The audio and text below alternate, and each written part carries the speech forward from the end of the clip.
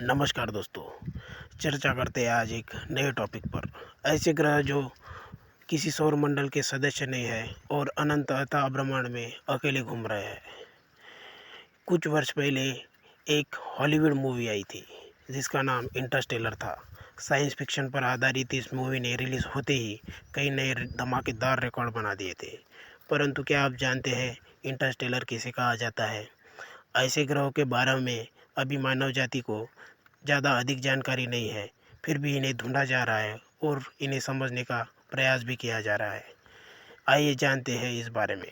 वैज्ञानिकों के अनुसार ऐसे ग्रह जो किसी सौर मंडल के सदस्य नहीं है और अनंत अथाह ब्रह्मांड में अकेले घूम रहे हैं, उन्हें ही इंटरस्टेलर कहा जाता है।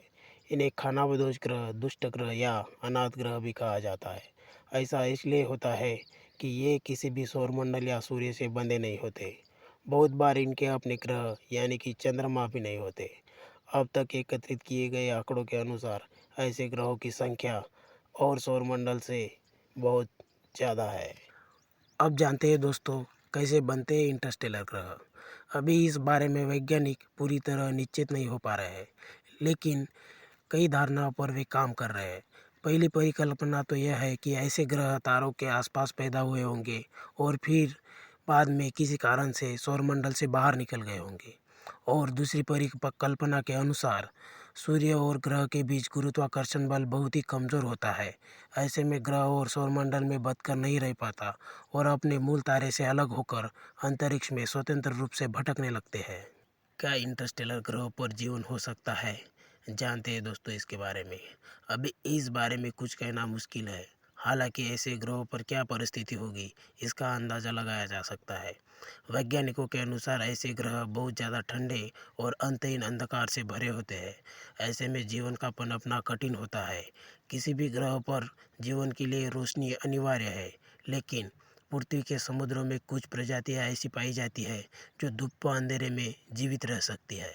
अब जानते हैं दोस्तों क्या हमारे सौरमंडल का ग्रह भी कोई इंटरस्टेलर ग्रह बन सकता है?